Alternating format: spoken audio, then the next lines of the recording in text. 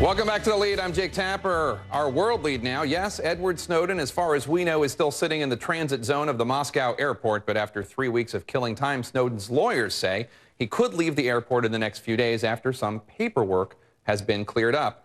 Just a fun fact, the U.S. does not have an extradition agreement with Russia. They have FBI agents sitting in Moscow but cannot make an arrest on Russian soil. Snowden has applied for temporary asylum with Russia, and while President Vladimir Putin has not said yes, he has not said no either. So when Senator Lindsey Graham, Republican of South Carolina, was asked if he would consider boycotting the 2014 Winter Olympics in Russia, Graham said it should be on the table. The U.S. Olympic Committee released a statement that said boycotts don't work. And, quote, while we acknowledge the seriousness of the issues at hand, we strongly oppose the notion that a boycott of the Olympic and Paralympic Games is in our country's best interests. But while White House Press Secretary Jay Carney had a more, let's say, pessimistic response. You guys aren't jumping to a superficial headline, are you? And Senator Lindsey Graham joins me now from Capitol Hill. Senator, welcome. In terms of putting this on the table, a boycott of the Olympics, your own friend, Senator John McCain, disagrees with you. And take a listen to what House Speaker John Boehner said about it this morning. I love Senator Graham. We've been close friends for 20 years. But I think he's dead wrong. Listen, why would we want to punish U.S. athletes who've been training for 3 years to compete in the Olympics over a traitor who can't find a place to call home? Your response, sir. Well, John's my good friend, but it's not just about Snowden. Russia has aligned themselves with Iran to keep Assad in power. And here's my question to the Congress and the President. What does Russia have to do before we push back? And do I want to cancel the Olympics from an American point of view? No.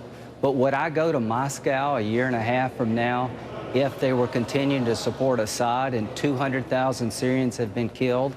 The King of Jordan had been toppled because of the civil war in Syria. Iraq is falling apart. The arms that the Russians are selling Assad falls into Hezbollah's hands to be used against Iran. They give Snowden asylum and they help the Iranians march toward a nuclear weapon. Would I accept an invitation to sit by Putin? No. I don't want to boycott the Olympics, but I want a policy that will get the Russians' attention. President Bush, when he looked into Putin's soul, made a mistake. I see a pretty dark figure. And at the end of the day, the Obama administration's policies, Jake, whatever it is about Russia, is not working. To John Boehner, John McCain, my great good friends, we have to up our game when it comes to Russia before it's too late. So, Senator, is this more about Snowden or is it more about Syria, this discussion of boycotting the Olympics? It's all about Russia and what they're doing in the world at a time when it matters. Would Assad stay in power if Russia stopped selling him arms? No. If he left, would the world be a better place? Yes. There would be a mess to follow in Syria, but the King of Jordan would not be toppled because the war would end. If they gave Snowden asylum, a man that's been charged with serious crimes, it would be an affront to us as a nation. At what point does the president, who has a policy I don't understand regarding Russia, and the Congress begin to push back? Should have we gone to the Olympics in Berlin in 1936 and give Hitler a propaganda platform to sell his regime?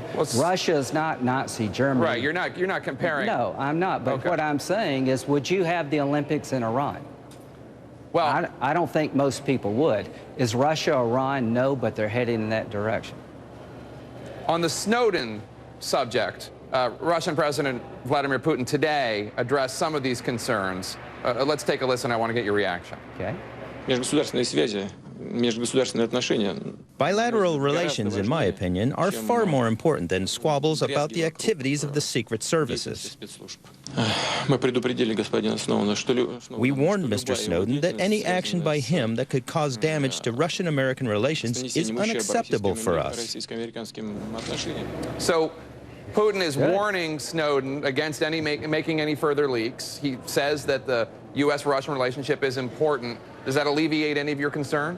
I guess my view toward President Putin is not a very good one right now. If he really wanted to change relationships between us Russia, send Snowden back. That's the right thing to do, to stand trial for the crimes he's been accused of. Bush got it wrong with Putin. Obama's got it wrong with Putin. Congress is doing virtually nothing. And if a year from now there are 200,000 dead in Syria and weapons begin to proliferate that Russia has sold Syria throughout the Mideast, Iraq goes up in flames, I guess we should go to Russia and have a party and celebrate the Olympics. That just seems disconnected to me. Senator, before I let you go, what is the status of the Obama administration's attempt to provide more military-related assistance to the rebels? I've heard and been told that Congress is really holding it up. If Congress is holding it up, I want to know who is. I was in the Mideast about 2 weeks ago. There is no activity that I can see on the ground where we're flowing arms into the rebels. But at the end of the day, if talking about sports would focus the nation's attention on Russia, who is up to no good all over the planet, then I welcome this discussion. I want to change Russian behavior, not boycott the Olympics. But in September, the G20 meets in St. Petersburg. Mr. President, President Obama, should you go to St. Petersburg, Russia, for the G20 summit if they give Snowden asylum and they don't change their policy towards Syria and continue to help Iran? Should you go? My advice to you is I wouldn't go to St. Petersburg. I would ask for a change of venue. All right. Strong comments from Senator Lindsey Graham. Thanks so much for joining us today. Thank you.